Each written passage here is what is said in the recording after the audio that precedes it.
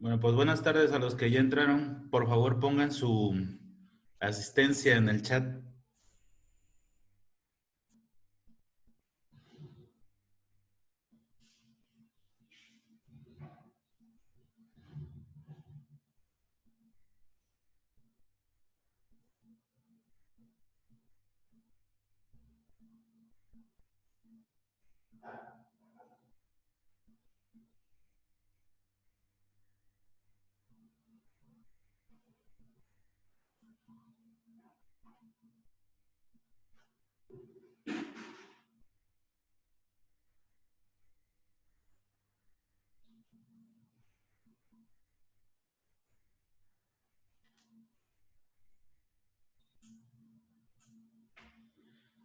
Bueno, pues creo que ya estamos los suficientes, los completos para empezar. Eh, los que recién entraron, acuérdense de poner su asistencia en el grupo a través del chat.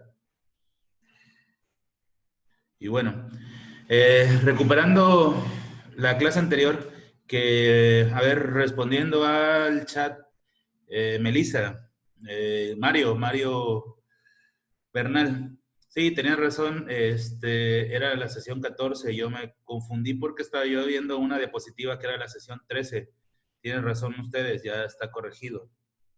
Eh, Respecto a la pregunta de Mario, creo que fue, y otros más, quedaba pendiente el video del presidente López Mateos, y la actividad se tenía que subir, incluido la parte esta del resumen de López Mateos. Por lo tanto, si la subieron como 14, ya con el resumen está bien. Si no, el resumen de López Mateos, si es que ya subieron una parte allá, pues la suben en la sesión 15. No hay problema, nada más que esté el resumen de los dos presidentes en los dos videos, que son videos nada más para complementar lo que yo expongo y que son cortitos, ¿no? De 4 minutos. Así que no hay ningún problema si en esta clase, antes de empezar con el contenido, terminamos lo que quedó inconcluso la anterior sesión. Y bueno, eso es lo que haríamos. La actividad para hoy, le voy a dar el recorrido para que sepan sobre qué vamos. Recordarles el cumplimiento del reglamento de clases a distancia. No olvidar que es importante en este proceso que se cumpla al pie de la letra cada uno de los estatutos aquí presentados. Recordar que a partir de esta semana es la semana número 6 de este proceso de educación a distancia. Es la sesión número 15 para términos de historia. Buscan la sesión y ahí colocan lo que se haga el día de hoy. Vamos a hablar del gobierno de Gustavo Díaz Ordaz. Voy a desarrollar estas ideas principales o estas viñetas de las cuales tomarán nota. Presentaré a grandes rasgos en qué consistieron las cosas positivas o los avances que tuvo, y también lo que marca su gobierno, que no es otra cosa más que un proceso de una brutal represión en contra de los movimientos sociales que ya venían desarrollándose desde anteriores sexenios, pero que con este tiene su momento de mayor represión, y su clímax es el 2 de octubre de 1968, el día 2 de octubre en la plaza de Tlatelolco, el movimiento estudiantil, que fue aplastado por parte de una represión por parte del Estado. Veremos un video rápido de Clio de 4 minutos respecto a Gustavo Díaz Ordaz. Y bueno, esas serán las actividades. El cuadro sinóptico que les había yo planteado desde la sesión anterior, ya con Gustavo Díaz Ordaz se termina este periodo de 1940 a 1970, un periodo de relativa estabilidad, sobre todo en la parte económica, que no estuvo tan mal comparado con lo que vendría. Y hay un cuadro sinóptico que se hace entre los gobiernos de 1940 a 1970. Esos 30 años de gobiernos que incluye a 5 periodos, ¿no? Porque son sexenios, 6 por 5, 30.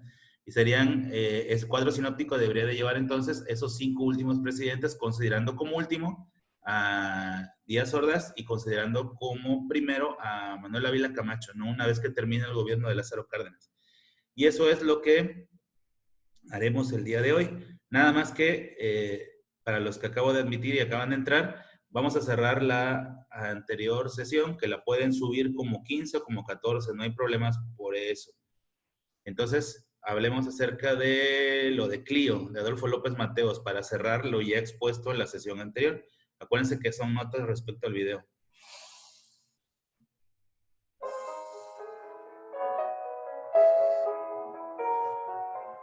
No se sabe a ciencia cierta en qué año y dónde nació Adolfo López Mateos. Lo más probable es que haya nacido en Atizapán de Zaragoza, Estado de México, en 1909. Aunque su origen estaba en la clase media, el joven Adolfo tuvo una niñez y una juventud de pobreza, después de la temprana muerte de su padre, un cirujano dentista.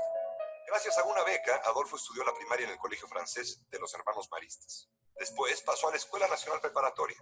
Era un buen lector y excelente orador, pero nunca fue un buen estudiante. Lo distraía su amor por el campismo, el deporte y, sobre todo, las mujeres. En 1925 conoció en Toluca a Eva Sámano, con quien se casaría muchos años después. Antes y durante su matrimonio tuvo muchos amoríos. En 1929 falsificó su acta de nacimiento para tener la edad requerida por el concurso anual de oratoria de El Universal, al que se inscribió y en el que obtuvo el segundo lugar. Pero su voz robusta y ademán expresivo llamó la atención de los políticos, como el vasconcelista Alejandro Gómez Arias. Así, López Mateos puso sus dotes al servicio de la campaña por la presidencia del candidato opositor José Vasconcelos. Después de la campaña y tras una breve estancia en Guatemala, López Mateos se matriculó en la UNAM y obtuvo el título de abogado en 1934. 3 años después, comenzó a trabajar en la Secretaría de Educación, con lo que comenzó su carrera dentro del sistema.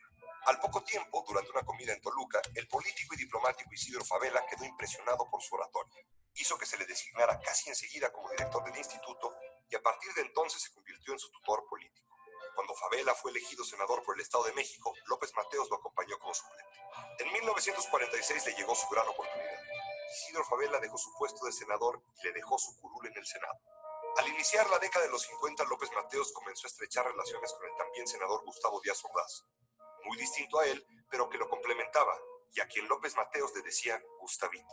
Ya era desde entonces todo un soldado del sistema priista, y se convertiría en su mano derecha durante la presidencia. Como secretario general del PRI, López Mateos coordinó la campaña de quien ya era su amigo, Adolfo Ruiz Cortines. Al tomar posesión de la presidencia en 1952, este lo nombró secretario del Trabajo y Previsión Social.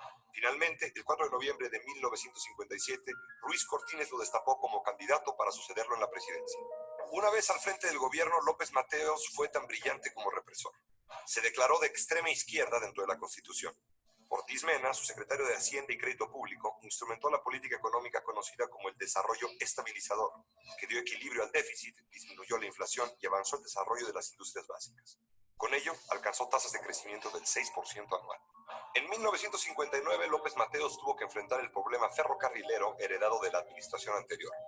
Aunque accedió a algunas demandas de los ferrocarrileros, al estallar la huelga, miles de trabajadores fueron cesados y se encarceló a los líderes Demetrio Vallejo y Valentín Campa por el delito de disolución social, es decir, delitos de orden político. El gobierno de López Mateos también reprimió movimientos magisteriales y de telefonistas que pedían aumentos salariales e independencia sindical. El muralista David Alfaro Siqueiros fue encarcelado, acusado de participar en un atentado. En San Luis Potosí se detuvo y torturó al candidato independiente Salvador Nava, quien se había manifestado en contra del PRI y su candidato a la gubernatura. Soldados vestidos de civiles detuvieron y asesinaron en el estado de Morelos al líder campesino Rubén Jaramillo.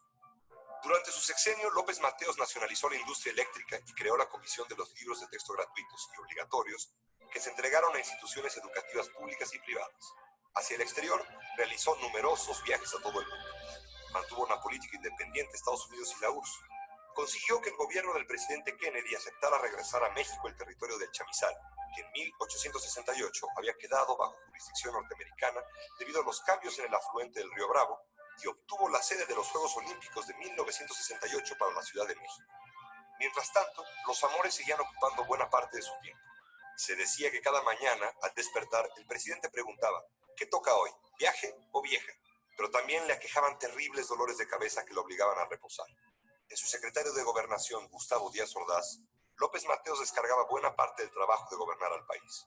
Finalmente, terminaría por designarlo su sucesor en 1964. El carisma y la simpatía de López Mateos disimularon para muchos el carácter represivo de su régimen. Fue quizás el último presidente popular de México. La gente le aplaudía en las corridas de toros y en los estadios. Un año después de dejar el poder le detectaron 7 aneurismas en el cerebro. En 1967 cayó en un coma del que no despertó y murió 2 años después. sin saber el dolor que ocasionaría al haber dejado el país en las manos severas de Gustavo Díaz Ordaz.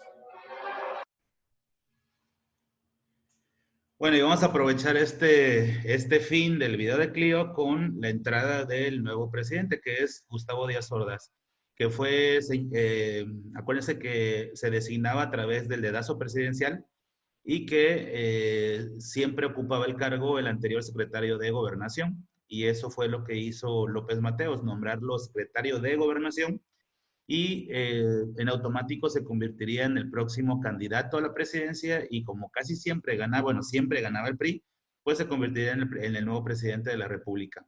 La política de Gustavo Díaz Ordaz está eminentemente marcada por el autoritarismo y la arbitrariedad, y es lo que caracterizan estos 6 años de gobierno que, sin justificarlo, de ningún modo justificarlo, pero deja fuera ese crecimiento económico que sí tuvimos. Nunca el país, desde el milagro mexicano y como consecuencia del petróleo, había crecido a ritmos bastante altos como crecimos con este presidente. Crecimos 6.8, como la economía se mide en trimestres, incluso hubo trimestres donde la economía creció 8%, muy parecido al milagro mexicano. Entonces, bueno, y la comparativa con el presente, acuérdense que pues, siempre analizamos los hechos históricos para contrastarlos con el presente, pues estamos bastante lejos de que en los últimos sexenios, incluyendo a los gobiernos del PAN, del PRI y de Morena, estamos bastante lejos de alcanzar ese crecimiento. Pero esa parte económica donde estuvo bien queda opacada por la represión que en esos 6 años caracterizó al gobierno de Gustavo Díaz Ordaz. Entonces, bueno, analicemos las ideas principales, salvo la primera y la segunda, donde no hay que expandir las notas. Las otras restantes 5 sí hay que tomar notas. Originario de Ciudad Cerdán, Puebla, le tocó nacer cuando se estaba desarrollando, detonando la Revolución Mexicana. Muere en 1979, muere debido a una afección en el páncreas, bastante malo para él. ¿Qué más? Durante los últimos años de su gobierno ya empezaba a presentar estos signos o síntomas que dicen un poco que es como que el karma, ¿no? Porque sí fue un gobierno muy represivo, causó la muerte de muchas personas a través de la represión y sus últimos días de vida o meses de vida fueron bastante dolorosos debido a la enfermedad que él sufrió. Había sido secretario de Gobernación durante el gobierno anterior de López Mateos y además, este dato es nuevo, no lo mencionan, anteriormente fue colaborador de la CIA, esta agencia de investigación de Estados Unidos. A lo largo de todos los tiempos contrata o permite que haya colaboración con políticos de alto rango. En este caso, cuando él era secretario de Gobernación, la CIA lo contacta para que sea colaborador y entonces este presidente colabora con la CIA en asuntos de narcotráfico, en asuntos relacionados con desvío, lavado de dinero, en algunos casos para encontrar y perseguir a las ideas políticas de izquierda, es decir, las comunistas, y eso hay que denunciarlo. El gobierno de Gustavo Díaz Ordaz se trató de hacer una lucha y una represión en contra de la idea del comunismo. Eso es lo que tanto él defiende. Él dice que salvó al país porque el país estaba a punto de adoptar un modelo económico comunista, socialista. Estaban siendo influidos por la reciente revolución cubana, por personajes como Ernesto Guevara de la Serna. De hecho, el movimiento estudiantil mexicano estuvo caracterizado y teniendo como íconos o como ídolos, sobre todo al Che Guevara y a Fidel Castro, ¿no? Cuando todavía Fidel Castro no se convertiría en el dictador que luego fue. Y bueno, se trataba de hacer una persecución en contra de este tipo de regímenes por parte de la CIA, y tan importante es la persecución en contra de estos nuevos regímenes que fue parte de la Guerra Fría. La Guerra Fría se trató de impedir que el comunismo y el socialismo se siguiera expandiendo en el mundo, y por eso está la guerra de Vietnam, y por eso está la guerra de Corea, y por eso está la revolución cubana, y por eso está el conflicto árabe-israelí, y por eso fue la invasión a Afganistán. Es decir, los Estados Unidos y los socios comerciales de Estados Unidos siempre han velado por la protección del sistema capitalista, que después empezó a llamarse neoliberalismo a partir de los 80s, y que hoy en día ese neoliberalismo ya ni siquiera se llama así, ahora se les llama economías flexibles. Y bueno, el desconocimiento de esto hace que, por ejemplo, en nuestro país, nuestra máxima autoridad siga haciendo una pelea o una lucha en contra de un modelo que la mayoría de los países ya ni lo nombran, ¿no? Que lo que ahora va es, no importa si es de izquierda o derecha, si eres monarquía o república, más bien se trata de crear un modelo flexible que permita adoptar las diferentes posturas de diferentes modelos y sistemas y enfoques para que tu economía, tu política y tu nivel social sea estable. Esa es la nueva dinámica de los países que ya transitaron por esta pelea entre un modelo u otro. Es un poco parecido a lo que ocurrió en las religiones, ¿saben? No, yo soy islam, pues entonces yo soy cristiano, y una guerra entre ellos, ¿no? Las cruzadas, por tratar de demostrar que un dogma es superior al otro. En el caso del conflicto árabe-israelí, entre el judaísmo y el mundo del islam de los árabes. Y hay otros países que ya transitaron a eso, o sea, que no hay que matarse ni hay que pelearse por una ideología religiosa. El que quiera ser espiritual y el que tenga creencias en Dios, como se llame, el que sea, sin importar la religión, que lo haga. Y hay libertad para ello. Bueno, eso mismo debería de ocurrir en los sistemas económicos, y ya ha ocurrido, pero en países donde tienen otro nivel de desarrollo social. Por ejemplo, los países nórdicos europeos, países como Suecia, Finlandia, Noruega, sin importar el género, la raza, la ideología política, si es monarquía, si es república, si es de izquierda, si es de derecha, sin importar, crean las condiciones para que esos países sean países realmente desarrollados. Y eso es lo que deberíamos de transitar. Y bueno, que sirva esto como base para entender por qué tanta persecución en contra de los jóvenes, porque tenían una ideología comunista de izquierda, influidos por el recién triunfo en los años anteriores de la Revolución Cubana. Y bueno, eso es. Logros económicos. Aquí, cosas interesantes. Bueno, nuestro país estuvo creciendo en promedio 6.8 del Producto Interno Bruto. Se abrevia PIB con P y B mayúscula. La P significa producto, la I significa interno y la B bruto. Es como se mide el crecimiento económico a través del PIB. Y bueno, nuestra economía creció 6.8. Valga la comparación del año anterior, que crecimos 0.1, y que para este año se espera una recesión económica alrededor del 4%, si bien nos va. Menos 4, ¿eh? Y bueno, aquí estábamos creciendo a 6.8. Y la inflación se estancó en 2.8, o sea que en realidad el crecimiento final fue de 4%, porque se le debe de restar la inflación. Es decir, creces, pero también crece el coste de la vida. Así que debes de hacer un balance entre el crecimiento de 6.8 y la inflación de 2.8, te da un superávit de 4%. A eso en economía se le llama PIB real, en donde se le descuenta la inflación. Y bueno, de todos modos, 4% ya libre de la inflación es altísimo, considerando la modernidad, ¿no? Que no crecen los países así. Eso es algo bueno del gobierno, de este gobierno. Se le hizo un gran impulso a la industria, y ahorita vamos a manejarlo. Obras realizadas. ¿Qué tipo de obras, infraestructura, impulso se le dio al país durante el gobierno de Gustavo Díaz Ordaz?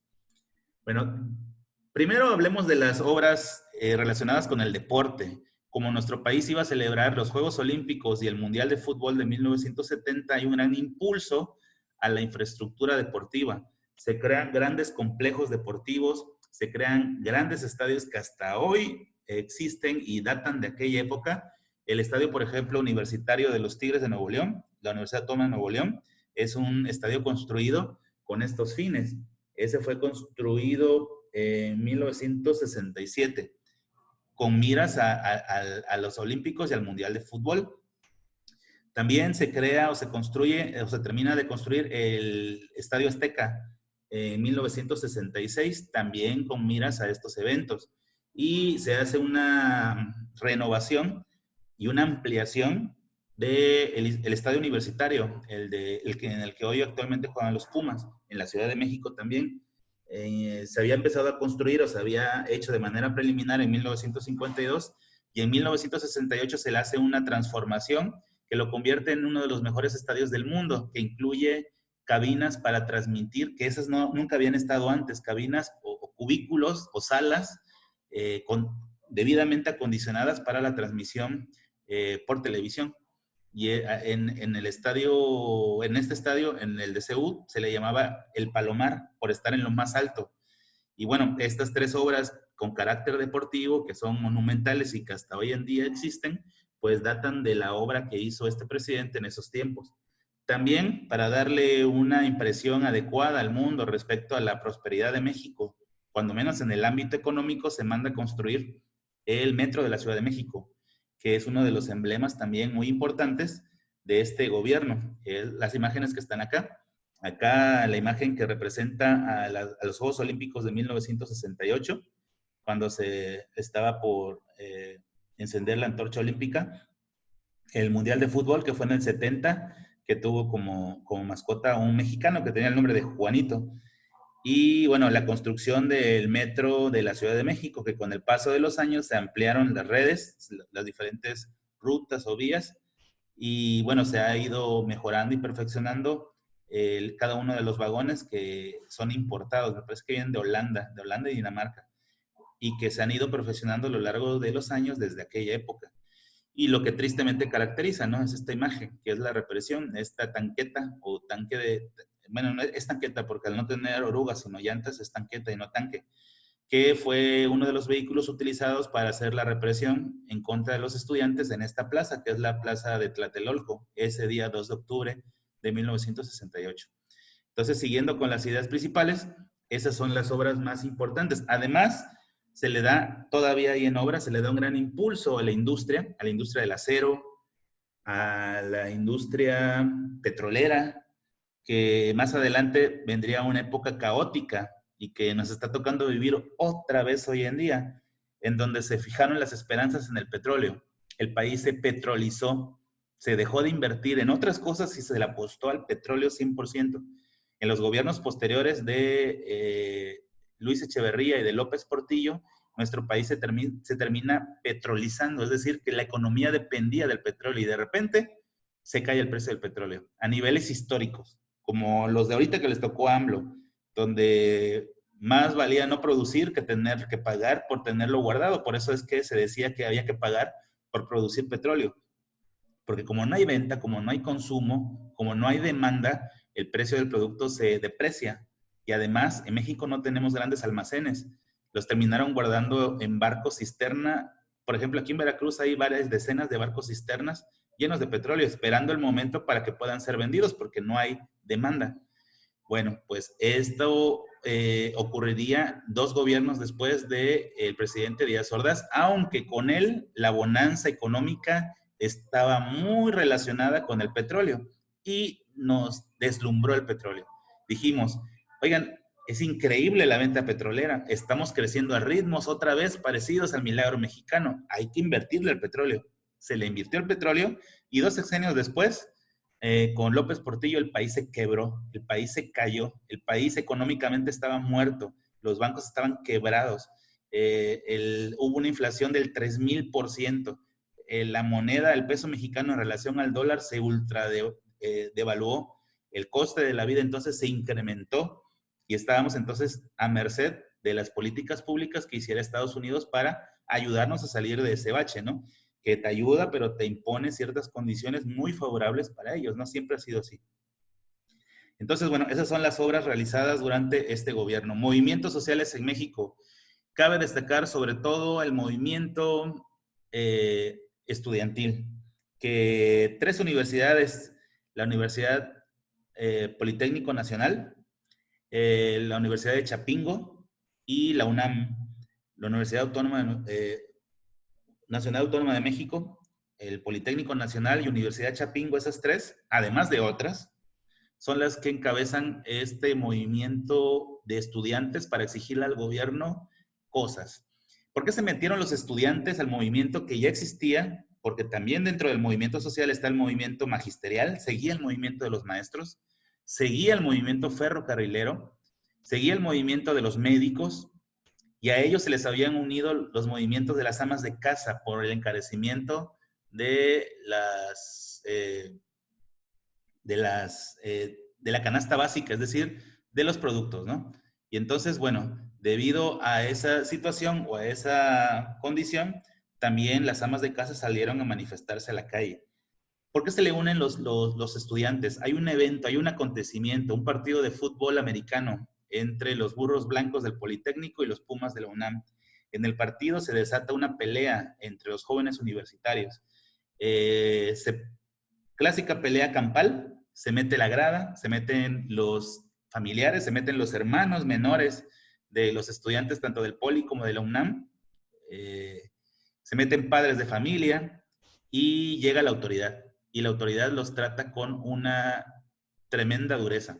Los golpean, los encierran, se pasan de golpes con algunos, los desaparecen, empiezan a buscarlos por las distintas delegaciones de la Ciudad de México y no aparecen porque obviamente tenían que desaparecer los cuerpos puesto que la policía se los había llevado.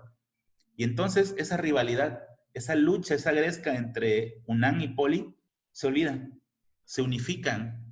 Los líderes de ambas porras y de ambos institutos, de ambas universidades, el comité estudiantil se une, se les une la Universidad de Chapingo y otras escuelas más para exigir al gobierno que aparezcan esos jóvenes, que muchos de ellos son menores de edad, porque eran estudiantes hermanos de esos muchachos universitarios que estaban jugando. Y es por eso que estos muchachos entran al movimiento. Y una vez que entran, como es el grupo más fuerte y numeroso, pues empieza a ser públicas las diferentes exigencias de los diferentes movimientos sociales en nuestro país. Y es ahí cuando el país empieza a perder el control que había ejercido la fuerza de Gustavo Díaz Ordaz. Y es ahí donde la parte económica deja de tener relevancia y trascendencia cuando pesa más la muerte, el castigo, el asesinato, la represión, el encarcelamiento que el propio crecimiento económico. Y bueno, es un movimiento que es conocido en todo el mundo, es una referencia para la lucha social. En nuestro país ha habido intentos en los años posteriores para hacer un movimiento social importante exigiendo cosas, como el Yo Soy 132 al inicio del sexenio de Enrique Peña Nieto, pero nos hemos quedado cortos en esta exigencia. Ahora el nuevo movimiento social que se está gestando hoy en día y en este momento y les está tocando a ustedes, y por favor, éntrenle, es un movimiento que consiste en un cambio en la ideología política. No es un movimiento armado, no es un movimiento con el uso de la fuerza, es cambiar la ideología política para que entonces seamos conscientes de quiénes no gobiernan y poder exigir. Y eso se logra a través del estudio, el saber qué pasa, el no ser ignorante ante lo que nos está ocurriendo en nuestro país, porque somos un país muy ignorante política, económicamente y jurídicamente. Aunque nuestro presidente diga que México es uno de los principales países que tiene conocimiento en la política. Obviamente va a decir eso porque pues ese mismo pueblo lo eligió a él, ¿verdad? Pero la realidad es otra. Entonces, estos movimientos sociales sirven para eso, para generar o germinar en nosotros conciencia y cuál es el compromiso que tenemos como sociedad. Primero, de estar informados, interesados para exigir cambios, porque al final nos llega y nos toca. Hoy en día, tal vez no, pero cuando sean padres de familia, cuando paguen impuestos, cuando vean de cerca la inseguridad que nos ha tocado, cuando vean de cerca la crisis económica que nos está arrasando, pues entonces estaremos en condiciones de poder exigir siempre y cuando conozcamos las causas. Y por eso este tipo de materias, ¿no? Historia y las siguientes estructuras socioeconómicas donde aún se perfecciona el estudio de la política pública, de las leyes y de la economía. También dentro de estos puntos están los Juegos Olímpicos. México organiza los Juegos Olímpicos del 68 y el Mundial de Fútbol de 1970. Ya hablamos acerca de la infraestructura que se hizo para ese fin. Y bueno, el momento más ríspido de esta represión ocurre el día 2 de octubre, donde ahí se convoca el comité estudiantil a una junta el día 2 de octubre en la plancha del Tlatelolco en la Ciudad de México, y ahí ocurre la represión del Estado mexicano con un abuso total de autoridad. Se tenía entrenado a un grupo paramilitar para los Juegos Olímpicos, precisamente para evitar atentados, porque ya habían ocurrido atentados antes, que se llamaba Batallón Olimpia, y Olimpia por el nombre de Juegos Olímpicos. Y este Batallón Olimpia era un grupo de choque, era un grupo diseñado para la represión en caso de ser necesaria. Y ese grupo paramilitar ya armado por parte de la autoridad del Estado fue el que se utilizó para reprimir el movimiento, además de policías, además de diferentes órdenes de gobierno. Y ocurrió lo que ya saben, ¿no? Una aplastante represión que trajo varias decenas de muertos. Hay algunos que cifran en centenas de muertos, aunque el Estado solamente reconociera unos cuantos, que al final de cuentas sí lo reconoce, pero ocurrió que ya habían llegado los corresponsales de los Juegos Olímpicos y gracias a ellos y a sus grabaciones es que esto se dio a conocer, porque la mayoría de los periodistas mexicanos fueron reprimidos, encarcelados y su material fotográfico y de grabación les fue incautado, pero no pudieron hacer lo mismo con los extranjeros. Y gracias a ellos es que se conoce la historia y gracias a los sobrevivientes, que por cierto, hay personas que han hecho documentales, películas hablando a este respecto. De hecho, hemos tenido un expresidente que le tocó sufrir la represión. Ernesto Zedillo Ponce de León era estudiante cuando se llevó a cabo el movimiento y también narra cómo le tocó vivir la represión, que sobrevivió porque se escondió en una alcantarilla y se tuvo que mantener ahí para no ser alcanzado por las balas y por las capturas y luego las desapariciones que vinieron en los días posteriores. Veamos el video de Clio para cerrar este tema, sabiendo que estas son las actividades. Acuérdense, ya les mencioné cuadro comparativo de estos presidentes, son 5 presidentes. Este asterisco significa que este mismo tema va a ser tema de plataforma, pero a través de una tabla comparativa. Yo les diría cuáles son las categorías. Ahora nada más es una actividad en el libro y las notas de clase, ¿no? Y las del video. Entonces, vamos por el video.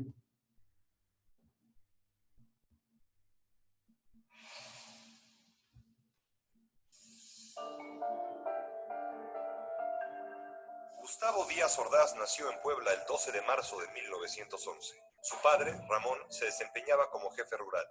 Su madre, Sabina Bolaños, parecía repudiar a Gustavo por su físico y prefería a su hermano Ernesto.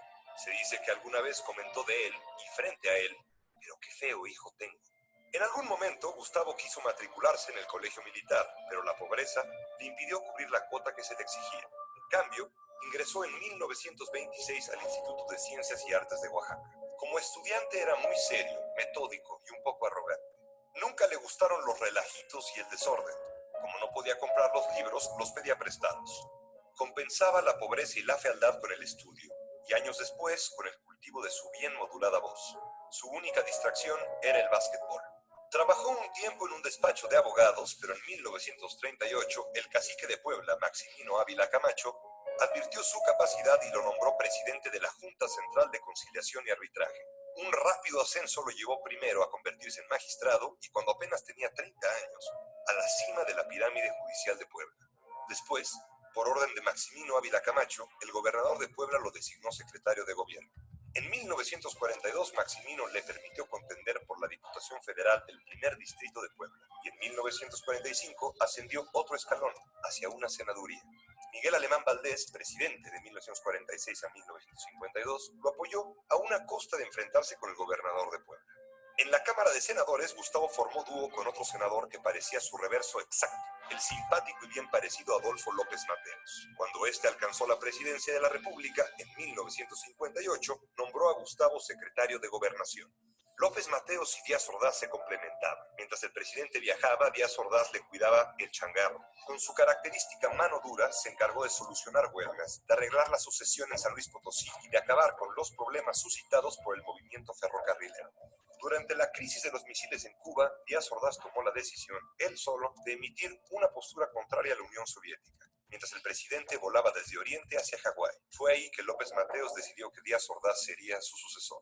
Así, Gustavo Díaz Ordaz fue elegido presidente para el sexenio de 1964 a 1970. Durante su mandato, el nuevo presidente proyectó sus complejos personales a la silla presidencial.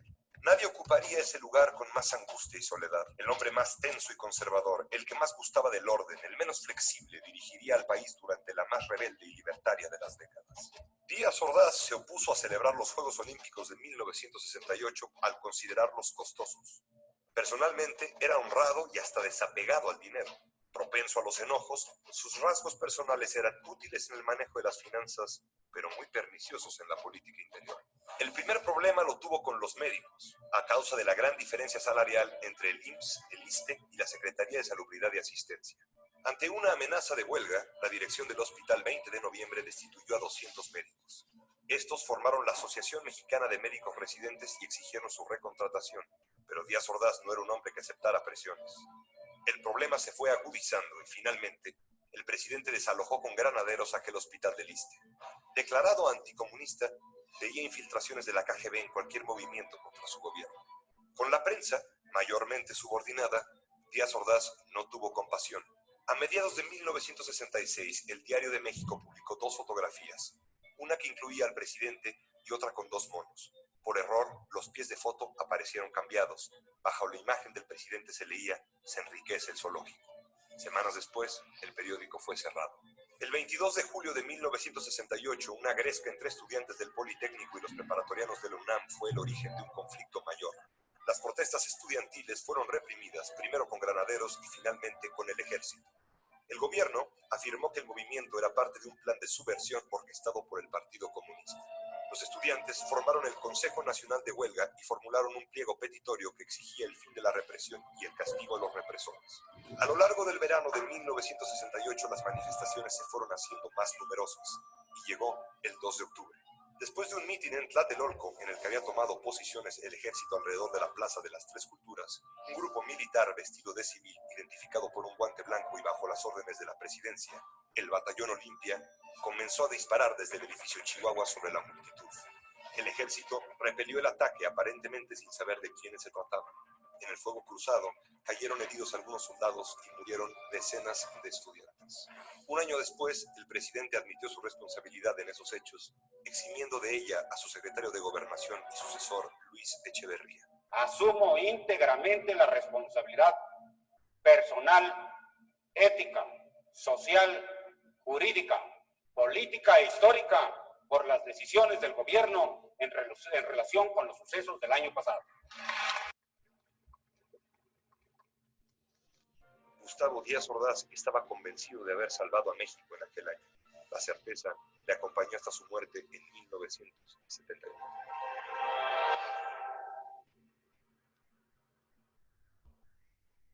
¿Por qué tenían la idea de que había salvado al país? Porque según ellos, e influenciados por su cercanía con la CIA, había intenciones de crear en nuestro país un régimen de corte comunista, la implementación de una nueva ideología y la caída del partido dominante, que era el PRI.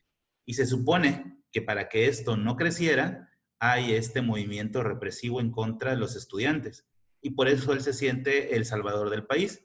Y bueno, más allá de lo que él piensa, en realidad sí hubo hechos que demostraban que había que exigir al gobierno mejores condiciones, sobre todo la de los sindicatos, maestros, médicos, ferrocarrileros, y la represión sufrida en contra de los estudiantes había que exigir al responsable, más allá de cualquier otra suposición. Pero bueno, se desvió la atención, que es una táctica política que incluso se sigue usando hoy en día, ¿no?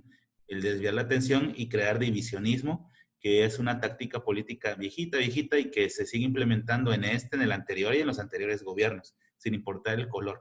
Y es bueno analizarlo